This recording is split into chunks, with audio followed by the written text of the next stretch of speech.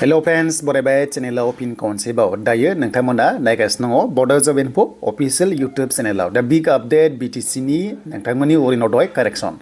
10 January godan KST आरो लोगोसे DC office block office ID आरो नोंथांमोननि CM loan जायफ्रा साख्रि गैला एबा साख्रि लाला होननानै loan apply खालामदों बेनो जाबाय साख्रि नांला होननानै दा बेनो जाबाय CM नि loan unemployed loan बेनि सायाव जोङो सावरायगोन बेनि रां सोनाय डेटनि सायाव दा नैबे Bodo Job Info official YouTube चेनेलाव जायफ्रा गोदान साबस्क्राइब खालामाखै खालामना लादो जाहाथे लेटेस्ट आपडेट नोंथांमोना मोननो हायो जों फैबाय CM नि लननि अफिशियेल वेबसाइटआव फैनाय लोगो लोगो दायो 2.0 आ सोलिगासिनो 1.0 आ फार्स्ट किस्ति हाबाय सेकेन्ड किस्ति मोनथ'वाखै फार्स्ट किस्ति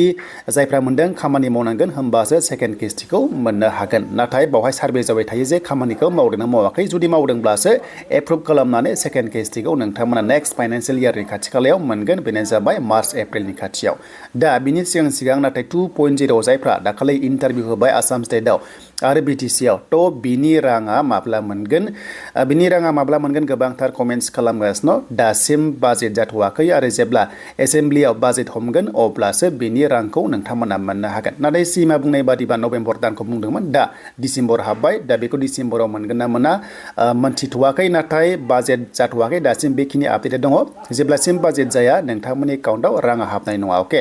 जेब्ला बाजेट जागोन अब्लानो लोगो लोगो नोंथांमोननि एकाउन्टआव राङा हाबगोन BTC जा एबा आसाम जा आरो बे स्किमा जाबाय आसाम स्टेटनि स्किम BTC नङा दा बेखायनो सीमा जेब्ला फोसावगोन अब्लानो नोंथांमोननि एकाउन्टआव रां हाबसिगोन आरो रां हाबनाय लोगो लोगो जि नोङो मावनो लानायाव साबमिट खालामनो लिरदोंमोन माखौ मावगोन होननानै बेखौ मावथारनांगोन होमबासो सेकेन्ड किस्तिखौ मोनगोन आरो बेनो जाबाय 50% नोंथांमोना फ्रि मोनगोन आरो 50% बेंकनो गथायफिननांगोन थाइसेबो इन्टारेस्ट होआलासे आरो बेनो जाबाय 4-5 बोसोरनि उनावसो नोंथांमोना सुख'नांगोन हमना ला दिनै लन लाबाय बेनिफ्राय 4 एबा 5 बोसोर उनावसो नोंथांमोना बेखौ किस्ति वाइसआवहाय सुख'नांगोन आरो बेनो जाबाय मान्थलि सिस्टेमाव नोंथांमोना रांखौहाय 2000-3000 जि गोग्लैयो बियो नोंथांमोना हरनांगोन दा बेनो नोंथांमोना बेखौ बुजिबाय गोबां सोंदोंमोन बेखायनो आं बे भिडिअ खालामबाय एन्ड नेक्स्टआव थांसैलाय बेनो जाबाय आसामनि स्किम बेनो जाबाय अरुणोदय दा जों फैबाय अरुणोदय आसामनि स्किम बेनो जाबाय बेबो आसामनि स्किम जेराव नोंथांमोना 3.0 आव खायसे मोनदों मोनाखै होनगासिनो दा खायसे मोनैफ्रा बेनो जायफ्रा 3.0 आव फर्म साबमिट खालामफैयाखै नोंथांमोना मोनाखै सिदा खोथा 1.0 जों खोथा गैया 2.0 जों खोथा गैया एबा मोनबाय थाग्राजों खोथा गैया मोनबाय थाग्रायाबो मोनाखै मानोना बेयाव हाबनाय जायासै गोदान फर्म साबमिटआव बिनिफ्राय खायसे फर्म साबमिट खालामनानैबो मोनासै बेनो जाबाय एकाउन्ट नाम्बारा एसे मिस्टेक जादों दा बेखौनो कारेक्सन खालामगासिनो दा नोंथांमोननि खामानिया जाबाय एक्चुअली बे आईडी खौहाय जेनेखि आईडी थायो मोनसे अरुणोदय पर्टेलनि आईडी होग्रा थायो बेखौ DC अफिसनिफ्राय खालामनाय जायो जुदि DC अफिसनिफ्राय हमना ला अर्डार होयोब्ला ब्लक अफिसाव जायो दा बेखायनो ब्लक अफिसाव खायसे जादों नोंथांमोना ब्लक अफिसाव थांनानै चेक खालामनो जाबाय जे नोंनि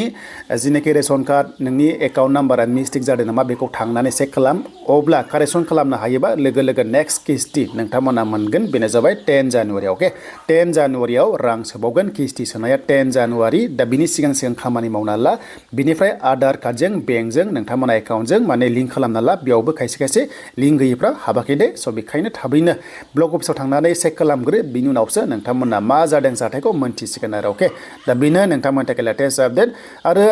BTC नि माखासे लिडारफ्रा बुंदों आं ससियेल मिडिया नुदों बेनो जाबाय जेनेखि थालांदों बिथांमोना बेखौ थाबैनो सोसननो नाजागोन आरो सोसननो थाखाय आसाम स्टेटनो माखासे बिथोन हरगोन बा रिक्वेस्ट खालामगोन जे जेनेखि मोनथावगौ बेनिफिसियारि एबा एलिजिबिलिटि क्राइटेरिया गोनां तो बिथांमोननो बे रांखौहाय सोसननायनि बाथ्राखौ बुंदों आरो अके तो सोसनगोन आरो नोंथांमोना बेयाव गोदानै फर्म साबमिट खालामनो हागोन आरो जेब्ला गोदान एप्लाइ जायो नोंथांमोना आपडेटखौ मोनगोन दासिम एप्लाइ जाथ'वाखै बेखौ मोनसे प्रसेसनि गेजेरजों थाङो आरो बे प्रसेसा जायोब्ला तो नोंथांमोना चेनेलाव आपडेटखौ मोनगोन दा बेनिफ्राय DC साहाबा मा थांखि लायो नेक्स्ट लेभेलाव बेनो जाबाय नोंथांमोना खबरखौ मोनगोन दा बेखिनियानोसै जुदि सोरबाफोर मोनाखैब्ला साबमिट खालामनानैबो मोनाखैब्ला मोनसेल' खामानि अप्सन दङ ब्लक अफिसाव थां एबा DC अफिसाव थां ब्लकआव थांग्रो ब्लक थांनानै खबर लाहै बेनिफ्राय जुदि मा बिथोन होयो मा प्रब्लेम जादों नोंथांमोना रोखायै मिन्थिगोन आरो अके दा बेनो दिनैनि थाखाय ससे लेटेस्ट आपडेटआ